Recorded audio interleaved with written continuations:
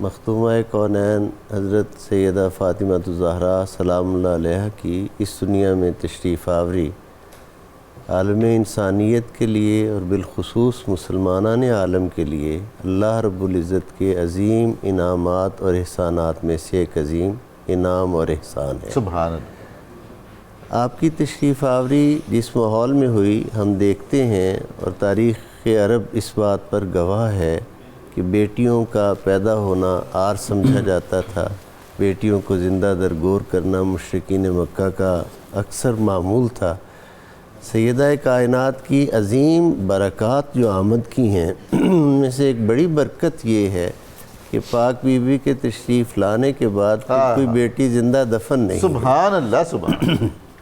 یہ انعامات میں سے ایک بہت بڑا انعام ہے۔ اور پھر رسول دو جہاں صلی اللہ علیہ وآلہ وسلم کی اپنے پروردگار کے ساتھ جو راز و نیاز تھے ان میں سے ایک بڑا راز یہ تھا کہ آپ نسل رسالت مآب صلی اللہ علیہ وآلہ وسلم کی امی بن کر تشریف لا رہی تھی۔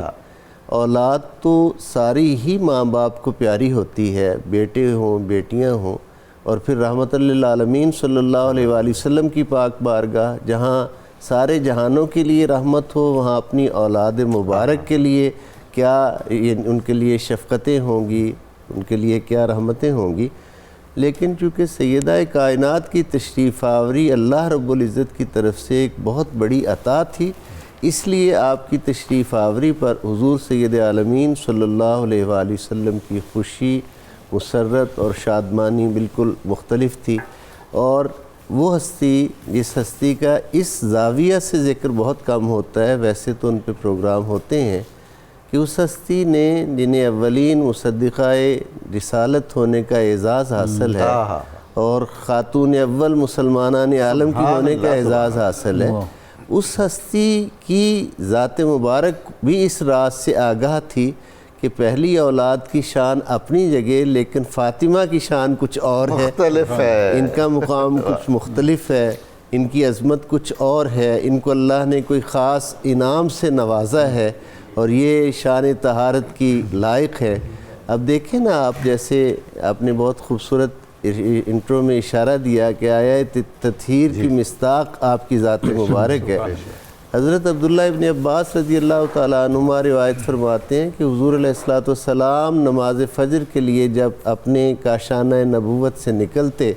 تو آپ کے در دولت پر رک کر آیت تطہیر کی تلاوت کرتے اور فرماتے اہل بیت نبوت نماز کے لیے اٹھ جاؤ۔ سبحان اللہ۔ یعنی اس دروازے پر رک کر آیت تطہیر کی تلاوت کرنا یہ خاص ایک رمز ہے اور خاص بات ہے کہ اگرچہ باقی ہستیاں بھی اپنی اپنی جگہ فضل اور شرف رکھتی ہیں لیکن یہ در اور یہ گھر یہ کوئی منفرد شان رکھتا ہے۔ اور حضرت پیر صاحب، وہ جو ساعات مقدسہ ہیں وہ حیات طیبہ میں کتنی اہمیت رکھتی ہیں تہجد سے متصل پہلے؟ جی بے شک، قبولیت کا وقت اللہ رب العزت کی بارگاہ میں، اور پھر جو اس شان میں کی طرف خاص اشارہ جیسے میں نے عرض کیا، اس کو ایک بڑی معرفت سے لبریز ربائی ہے حضرت پیر نصیر الدین کی، اس میں انہوں نے بہت ملفوف کر کے اس بات کو کیا ہے۔ زہرا کو عطا ہوئی جو شان اعلیٰ،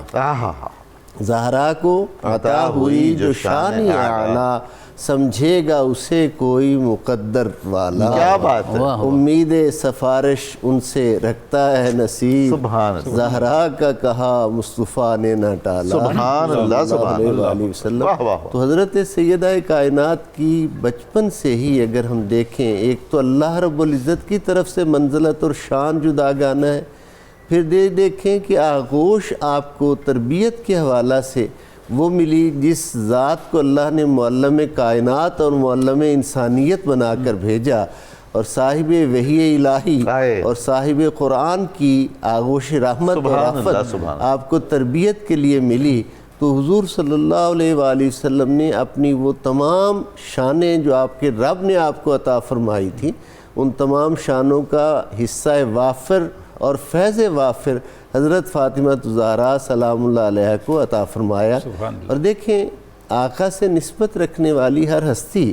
ہمارے سر کا تاج اور ہمارے لیے محترم ہے کہ وہ حضور کے پیارے ہیں، لیکن ان سب ہستیوں میں الفاطمہ تو بضعۃ منی ایک ہی سبحان ہے، اللہ، اور یہی چیز سمجھنے کی ہائے اشد ہائے، ضرورت ہے۔ آپ کا مقام اسی بات سے سمجھ میں آتا ہے کہ رسول محتشم صلی اللہ علیہ وآلہ وسلم ان کے ساتھ کیا پیار رکھتے تھے۔ اور پھر ڈاکٹر صاحب یہ ایک بڑی ہی ہماری کمی ہے، میں اپنی کمی کی بات کر رہا ہوں، باقی تو سبھی مجھ سے محترم ہیں، وہ یہ کہ ہم دیگر زندگی کے معاملات میں یہ اصول پیش نظر رکھتے ہیں، لَقَدْ كَانَ لَكُمْ فِي رَسُولِ اللَّهِ أُسْوَةٌ حَسَنَةٌ، اللہ رب العزت نے فرمایا تمہارے لیے بہترین طرز حیات، نمونہ عمل میرے پاک حبیب صلی اللہ علیہ وآلہ وسلم کی زندگی ہے۔ تو میں یہ پورے دلی درد کے ساتھ پوری امت مسلمہ اور جہاں تک آپ کی اور رحمت رمضان کے توسل سے میرا پیغام پہنچے، میں یہ عرض کرنا چاہتا ہوں کہ ہم سیدہ کائنات کی بارگاہ سے حضور کا جو والہانہ پیار ہے، ان پہ آقا کی جو جود و سخا، جو عطا ہے، جو ان پر شفقت، محبت، کرم ہے، اس جس کے مظاہر صحابہ کرام نے، اہل بیت نے، امہات المومنین نے احادیث میں تواتر سے بیان کیے ہیں، وہ وہاں ہمیں یہ شان کیوں سمجھ میں نہیں آتی کہ فاطمہ الزہرا کی بارگاہ میں سر عقیدت جھکانا، یہ بھی اس سنت مبارکہ کے تحت، حضور تو باپ ہے نا،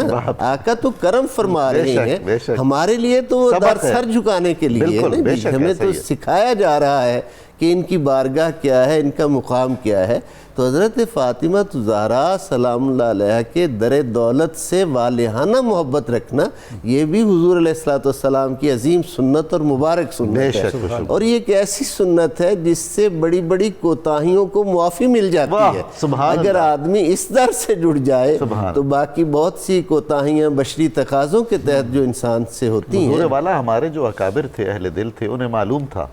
وہ بنی فاطمہ کے توسل سے دعا کرتے تھے، خدایا بحق بنی فاطمہ کہ بر قول ایماں کنی فاطمہ۔ اور پھر آگے چل کے تیسری مصرے میں آپ کا تو یہ مضمون بھی ہے فارسی، اور آپ کا اس لٹریچر سے بہت لگاؤ ہے، شیخ سعدی کا یہاں ناز دیکھیں کیا تیسرے مصرے میں آتا ہے، کیا ان کی عاشق کر سکتا ہے ایسا، کیا عقیدت ہے ان کی، یہ باری تعالیٰ تو اگر میری مجھ پہ کرم کرے گا، میری دعا کو قبول کرے گا یا نہیں کرے گا، خدایا بحق بنی فاطمہ کہ بر قول ایماں کنی فاطمہ، گر دعوتم رد کنی ور قبول، منے دستو دامان آل رسول، میری دعا کو قبول کر یا رد کر، لیکن میرے ہاتھ میں دامن جو ہے وہ آل رسول صلی اللہ علیہ وسلم کا۔ اب اس میں وہ یہ بات ہمیں سمجھا گئے کہ جس کے دامن میں آل رسول کا، جس کے ہاتھ میں دامن مضبوطی سے جس نے تھاما ہوا ہے، اس کی التجا کبھی ادھر رد ہوتی ہی نہیں، ان کا واسطہ کبھی خالی جاتا ہی نہیں ہے، ان کے واسطے سے جو مانگو ان کا پروردگار عطا فرماتا ہے۔